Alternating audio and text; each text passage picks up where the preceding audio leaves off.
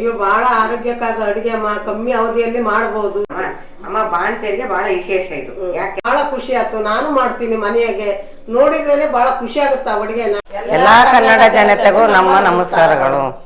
ಅಮ್ಮ ಏನಮ್ಮ ವಿಶೇಷ ಇವತ್ತು? ಇವತ್ತು ವಿಶೇಷ ಏನಂದ್ರೆ ಸಂಕ್ರಮಣ ಹಬ್ಬ ಬಂತಲ್ಲಮ್ಮ, ಅದಕ್ಕೆ ಸಜ್ಜೆ ರೊಟ್ಟಿ ಎಳ್ಳು ಹಚ್ಚಿ ಸುಟ್ಟು ಹೆಸರು ಕಾಳು ತೊಗೆ ಮಾಡೋಣ ಅಂತ ರೆಡಿ ಮಾಡ್ತಿದ್ದೀನಿ.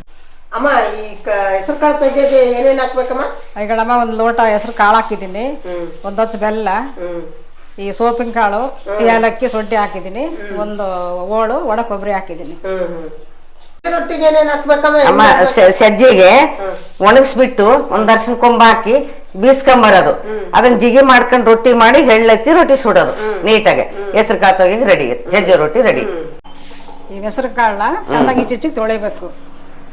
ಯಾಕಂದ್ರೆ ಈಗ ಕಡದಾಗೆ ಅಲ್ಲಿ ಇಲ್ಲಿ ಗೋಡನ್ನಾಗ ಹಾಕಿ ಕಾಳ ಕೈ ತೊಳೆದು ಗಲೀಜಾಗಿರ್ತಾವ, ಅದಕ್ಕೆ ಇವನ್ನೆಲ್ಲ ನೀಟ್ ಮಾಡಿ ತೊಳಿಬೇಕು. ಬೇಸಕ್ಕೆ ಇಡ್ತಾ ಇದ್ದೀನಿ, ಇವನ್ನೆಲ್ಲ ಚೆನ್ನಾಗಿ ತೊಳೆದಿದ್ದೀನಿ. ಮೆತ್ತಗೆ ಬೇಯಲಿ. ಈಗ ಒಂದೊತ್ತು ಬೆಲ್ಲ ಹಾಕಿ ಈಗ ಒಂದು ಲೋಟದಷ್ಟು ನೀರು ಹಾಕ್ತೀನಿ.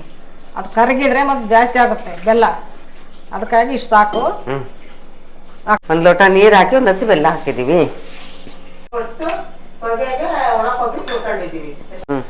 ಇದು ತೊಗಿಗೆ ಹಾಕಕ್ಕೋಸ್ಕರ 2 ಏಲಕ್ಕಿ, ಸ್ವಲ್ಪ ಶುಂಠಿ, ಸ್ವಲ್ಪ ಸೋಂಪಿನ ಕಾಳು, ಅದನ್ನ ನುಣ್ಣಗೆ ಮಾಡ್ಕೋಬೇಕು.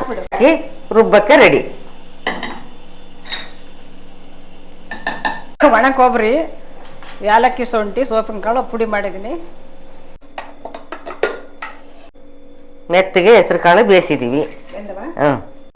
ಕಾಳು ಎಲ್ಲ ಮೆತ್ತಗೆ ಬೆಂದವು, ಅವನ್ ಸ್ವಲ್ಪ ಎಲ್ಲ ಸ್ವಲ್ಪ ಮಸ್ತ್ರೆ ಬೆಲ್ಲ ಸೋಸ್ತಿದ್ದೀನಿ. ಪುಡಿ ಮಾಡಿದ್ದು ಇವಾಗ ಇದಕ್ಕೆ ಹಾಕ್ಬೇಕು. ಹೆಸರು ಕಾಳು ತೊಗೆ, ಹೆಸರು ಕಾಳು ಎಂದಾಗ ತಿಂದ್ರೆ ಗ್ಯಾಸ್ಟ್ರಿಕ್ ಇರಲ್ಲ, ಕಣ್ಣೂರಿ ಕಾಲೂರಿ ಅಂತ ಇರ್ತೀವಲ್ಲ, ಹೀಟ್ ಬಾಳ ಆಗಿ ಇದೆಲ್ಲ ಕಡಿಮೆ ಆಗ್ತದೆ. ತಂಪಲ್ಲೇ ಬೆಲ್ಲ ತಿಂದ್ರೆ ಒಳ್ಳೇದು. ಬೆಲ್ಲ ತಿನ್ನೋದ್ರಿಂದ ಎಲ್ಲ ಐಟಮ್ ಒಳ್ಳೇದೇ ಐತಲ್ಲ. ಕಳ್ಳಿನ ಮೇಲೆ ಇರೋಂತ ಕಲುಂಸ ಎಲ್ಲ ಹೋಗ್ತಂತೆ, ಆತರ ಹೇಳಿದ್ರು. ಅದಕ್ಕೆ ಯಾವ್ದೇ ಒಂದು ರೂಪದಾಗೆ ವಾರಕ್ಕೋಸರಿ ಬೆಲ್ಲದ ಅಡಿಗೆ ತಿನ್ಬೇಕು. ಹೋಗಿ ಗಟ್ಟಿ ಹಿಂಗಿರ್ಬೇಕು, ನೀರ್ ಬಾಳ ಹಾಕ್ಬಾರ್ದು. ನಮ್ಗೆ ಎಷ್ಟು ಬೇಕು ಅಷ್ಟು ಬೆಲ್ಲ ಹಾಕಿ, ಸಿಹಿ ಬಾಳ ಬೇಕಾದ್ರೆ ಸ್ವಲ್ಪ ಬೇಕಾದ್ರೆ ಹಾಕ್ಬೋದು. ಕರೆಕ್ಟ್ ಹಾಕಿದೀನಿ. ಹೆಸರು ಕಾಳು ತೊಗೆ ರೆಡಿ ರೆಡಿ. ಈ ತರ ಊರುಳ ತರಾನೇ ಇರ್ಬೇಕು. ಹಿಡಿದ್ರೆ ನೀರ್ ಇಳಿಬಾರ್ದು, ಅದೇ ಅದೇ ಅದೇ ಗಟ್ಟಿನೇ ಇರ್ಬೇಕು. ಇದನ್ನೇನು ಒಂದು 3 ದಿವಸ ಇಟ್ಟು ಹಂಗೆ ತಿಂದ್ರು ಇದೇ ತರ ಇರ್ತದೆ. ಗಮ ಗಮ ಗಮ ಗಮ ಗಮ ಎಷ್ಟು ಸ್ಮೆಲ್ ಬರ್ತಾ ಇತ್ತಮ್ಮ ಅದು. ಇದ್ರ ಜೊತೆಗೆ ಸಜ್ಜೆ ರೊಟ್ಟಿ ಮೇಲೆ ಇದನ್ನ ಹಾಕೊಂಡು ತುಪ್ಪ ಹಾಕೊಂಡು ಶೇಂಗಾ ಬೀಜ, ಒಣ ಕೊಬ್ಬರಿ, ಚಟ್ನಿ ಪುಡಿ ಮಾಡಿದೀನಿ. ಸೈಡ್ ಇಟ್ಕೊಂಡು ತಿನ್ಬೇಕು. ಈಗ ಮಾಮೂಲಿ ರೊಟ್ಟಿ ಮಾಡ್ಕೊಳಕ್ಕೆ ಸ್ವಲ್ಪ ಸಜ್ಜೆ ರೊಟ್ಟಿಗೆ ಜಿಗಿಟ್ ಮಾಡ್ಕೊಂತ ಇದೀವಿ. ಇದು ಸಜ್ಜೆ ರೊಟ್ಟಿಗೆ ರುಚಿಗೆ ಉಪ್ಪು ಸ್ವಲ್ಪ ಹಾಕಿದೀನಿ. ಇವಾಗ ಈ ನೀರು ಮಳ್ತಾ ಐತಾ, ಒಂದ್ ಉಪ್ಪು ಹಾಕಿದೀವಿ. ಈಗ ಸಪ್ರೇಟ್ ಒಂದು ಇಡೀ ಹಿಟ್ಟು ಹಾಕಿ ಈ ಕೊಟ್ರಿ ಹಾಕೋದ್ರಿಂದ ಹಿಟ್ಟು ಗಂಟು ಬೀಳಲ್ಲ. ಆಮೇಲೆ ಇದೊಂದು ಕುದ್ದ ಮೇಲೆ ಒಣ ಹಿಟ್ಟು ಹಾಕಿ ಒಂದು ಸ್ವಲ್ಪ ಕುದಿಸಿ ಅದನ್ನ ಚೆನ್ನಾಗಿ ತೊಳಿಸಿ ಮುಚ್ಚಿಟ್ಬಿಡ್ಬೇಕು. ಅದು ಹಳ್ಳಿದಾಗ ಚೆನ್ನಾಗಿ ಒಣ ಹಿಟ್ಟು ಹಾಕಿ ಅದನ್ನ ದಿಮ್ಮಗ್ ನಾದಿ ದಪ್ಪ ಉದ್ದಿದ್ರೆ ಉಬ್ಬುತ್ತವೆ, ತೆಳ್ಳಗೆ ಉದ್ದಿದ್ರೆ ರೋಸ್ಟ್ ಆಗ್ತವೆ. ಸಜ್ಜೆ ರೊಟ್ಟಿ ರೆಡಿ. ಇವೆಲ್ಲ ಅಕ್ಕಡಿ ಕಾಳುಗಳು ಪ್ರತಿಯೊಂದು ಎಲ್ಲ ತಿಂದ್ರು ಒಳ್ಳೆ ಗಟ್ಟಿ ಮನುಷ್ಯರಿಗೆ. ಈ ಸಜ್ಜೆ ವಿಶೇಷ ಏನಂದ್ರೆ ಈ ಕೆಲವೊಬ್ಬರಿಗೆ ಹಾಲು ಕಡಿಮೆ ಇರ್ತವೆ ಹೆಣ್ಮಕ್ಳಿಗೆ ಬಾಣ್ತಿ ಆದಾಗ, ಅವಾಗ ಇವನ್ನ ಗಟ್ಟಿ ಗಟ್ಟಿ ಕಾಳು ತೆಗೆದು ಅವನ್ನ ನೆನೆಸಿ ಮೊಳಕೆ ಸ್ವಲ್ಪ ಮೊಳಕೆ ಬಂದಾಗ ಅವ್ನು ತಿನ್ಬೇಕು. ಮಕ್ಳಿಗೆ ಹಾಲು ಬೀಳ್ತಾರೆ, ಬಾಣ್ತಿಗೆ ಶಕ್ತಿ. ಇವೆಲ್ಲ ಧಾನ್ಯದ ಕಾಳು ತಿನ್ಬೇಕು. ಅಮ್ಮ ನಾವು ಬಾಣ್ತರಿದ್ದಾಗ ನಮ್ಮಮ್ಮರು ಸಜ್ಜೆನ ನೆನೆಸಿ ಬಿಸಿನೀರಾಗೆ ಅವನ್ನ ತಿನ್ನಿಸಿ ಒಂದ್ ಲೋಟ ನೀರ್ ಕುಡ್ಸೋರು ಹಾಲು ಕಮ್ಮಿ ಆದ್ರೆ. ನಾವು ಬಿತ್ತಿ ಕಾಳು ಏನೇ ಬೆಳೆದ್ರು ಧಾನ್ಯದ ಕಾಳು ಆಗಿರ್ಬೋದು, ರಾಗಿ ಆಗಿರ್ಬೋದು, ಒಂದು ಕುಸುಮೆ, ಕುರ್ಸಾಣೆ ಕಾಳು, ಅಗಸಿ ಕಾಳೆಲ್ಲ ಪ್ರತಿಯೊಂದು ಈ ಚಟ್ನಿ ಪುಡಿ, ಚಟ್ನಿ ಅವನ್ನೆಲ್ಲ ತಿಂದು ಅವಾಗೆಲ್ಲ ಗಟ್ಟಿಯಾಗಿದ್ರು. ಈಗ ಅವೆಲ್ಲ ಇಲ್ಲಲ್ಲ. ಈಗ್ಲೂ ಈ ನವಣಕ್ಕಿ, ಸಾವಕ್ಕಿ, ಸಜ್ಜೆ ಆಮೇಲೆ ಇನ್ನೊಂಥರ ಇವು ಇನ್ನೊಂಥರ ಎಂತ ಬಾರ್ಲಕ್ಕಿ ಬಾರ್ಲಕ್ಕಿ, ಕುಚ್ಚಲಕ್ಕಿ, ಇವೆಲ್ಲ ಆರೋಗ್ಯಕ್ಕೆ ಒಳ್ಳೆ ವಸ್ತುಗಳು ಅಂತಾರೆ. ಇವೆಲ್ಲ ಈಗ್ಲೂ ತಿಂದ್ರು ಈಗ್ಲೂ ಚೆನ್ನಾಗಿರ್ತಾರೆ. ಅದೇ ಈಗ ಅವೆಲ್ಲ ಬೇಕಿಲ್ಲಲ್ಲ, ಮ್ಯಾಗಿ ಮಾಡಿದೆ, ಉಪ್ಪಿಟ್ಟು ಮಾಡಿದೆ, ಹಂಗೆ ಮಾಡ್ತಿರ್ತಾರ. ಶಕ್ತಿ ಬಾಧೆ ಹೆಂಗೆ ಬರ್ತೈತಿ. ಇದು ಹಿಂಗೆ ಜಿಗಿಟ್ ಮಾಡ್ಕೋಬೇಕು. ಎಷ್ಟು ಚೆನ್ನಾಗಿ ಜಿಗಿಟಾಗಿದೆ ನೋಡ್ರಿ. ನೀಟಾಗಿ ಹಿಂಗೆ ಮಾಡ್ಕೊಂಡ್ರೆ ರೊಟ್ಟಿ ಎಲ್ಲರೂ ರೊಟ್ಟಿ ಸುಡ್ತಾರೆ, ಎಲ್ಲರೂ ಜಿಗಿಟು ಮಾಡ್ತಾರೆ. ನೀಟಾಗಿ ಮಾಡ್ಕೋಬೇಕು. ಇದು ಸಜ್ಜೆ ರೊಟ್ಟಿಗೆ ಮಾಡಿರೋ ಜಿಗಿಟು ರೆಡಿ ಆಯಿತು. ಈ ಜಿಗಿಟು ಹಿಟ್ಟಲ್ಲಿ ಹಾಕಬೇಕು.